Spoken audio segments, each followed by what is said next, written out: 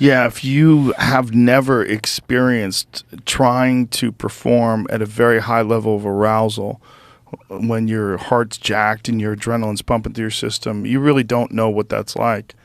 And it's a very difficult thing to do. You know, I was shocked when I started bow hunting. When you experience that moment when you shoot all these arrows and you're like, oh, I'm really good at shooting arrows. I've got it down. And then all of a sudden a screaming bull is moving through the trees and you have this open window to shoot and your heart is fucking hammering in your chest and your pin's moving around like this. And you're like, oh my God, like I got to figure out a way to calm myself the fuck down. Like I was shocked that where there's really no, I mean, the consequence is I don't want to wound an animal. And I don't want to fuck it up. I want it to be a clean and ethical kill. So there's no danger to me.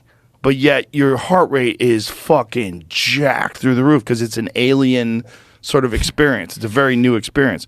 Multiply that times 100 if your life's on the line. Mm-hmm. Multiply that times 100 if you're actually being attacked by that animal. Multiply that times 100 if a person is trying to get you. And you're not accustomed to being able to respond and deal with stress. And that's most people. Yeah, you'll find this fascinating. This is, you ever heard of the term hypoarousal? Yes. So I've heard you talk about it a couple times. The problem with this idea of being hypo-aroused, playing possum, the feign response, is it's not widely studied. There's a woman named Amanda Ripley. Have you ever interviewed Amanda Ripley? No. She wrote the book Unthinkable, and it's a real good book on why people live, why people die. I'm fascinated by that shit and survival. She talks about the Virginia Tech shooting. Horrible circumstance that took place at Virginia Tech where shooter goes into the school, kills 32 people, and then kills himself. He goes classroom to classroom, shooting students, like one at a time, at will, at random, shooting them in the head. Like 93% or more of the people he shot in the head. So he's just walking one by one. And this is on me too. This is something fucked up I used to do. I used to teach this course, warrior mindset. You know, this idea about, oh, we got to have a warrior fucking mindset. And when I taught it, I used to use Virginia Tech as an example. And I would say, when does it become real for you to get off your ass and fight for your life? Is it when the 10th student closest to the door gets popped in the fucking head by a semi-automatic pistol? Or is it the second person, the third person? Or maybe your friend, because friends sit together in classrooms. Was it your friend? Was it your friend that woke you up so you could fight for your life? Or was it when the Glock was put against the back of your head and then you went, oh, I need to fight, and then you got popped in it and it's too late, you're fucking dead? Why did nobody fight? And that's because I didn't know better. I was ignorant to the science. There is a response, as noted by Amanda Ripley and in different experiments, of the chicken. You take the chicken and you scare the shit out of it. You put its head on a table like you're going to lob it off and you pet it, it will freeze in paralysis, right? Hypoarousal, not to be confused with hyperarousal, is part of the parasympathetic nervous system. And it will shut your shit down. And what happened in Virginia Tech is there was a student, and one of the students in the classroom of 13 pretended to be dead. He said when the shooter came in, he heard gunshots, and he put himself in a situation physically where he looked like he was shot. And as the shooter bypassed him one at a time, he heard and was conscious to things, but he was frozen in place. He had paralysis. He said at one point he thought he was shot because he went to move and his legs didn't work.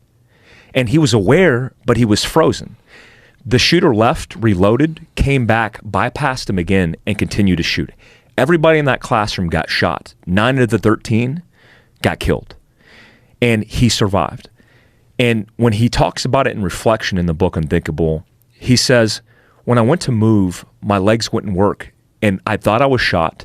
And I said to myself, this isn't so bad. And he came to terms with everything. There was no pain. There was no suffering. That's because he was hypoaroused. And sexual trauma victims, by the way, refer to this. They say, I couldn't fight and I feel guilty. because I should have fought. There's a statistic that was done on sexual assault victims where 10% claimed that they were in paralysis.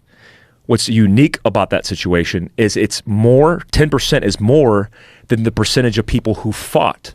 So a sympathetic response versus a parasympathetic response, which means in us, we have a mechanism to quit, to check the fuck out. What do you think that's for?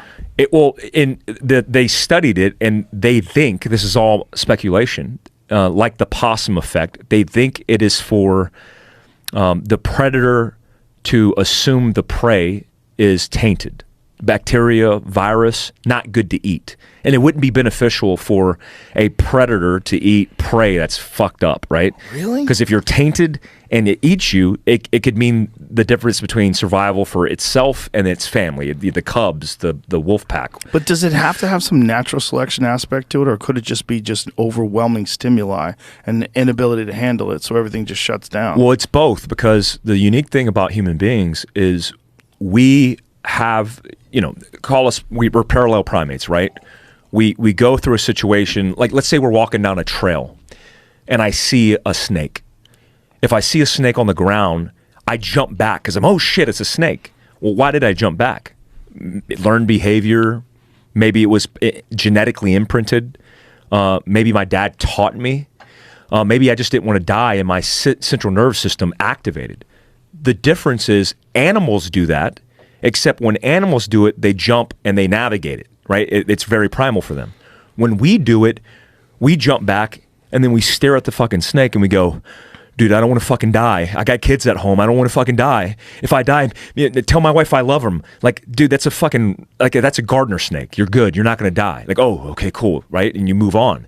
Well, we have this fear of impending doom, and we have this emotional mechanism where we try to create the narrative and contemplation and understanding these things. Because we can figure out like what could go wrong. We could figure out the courses of action that could lead to the bad outcome or the good outcome.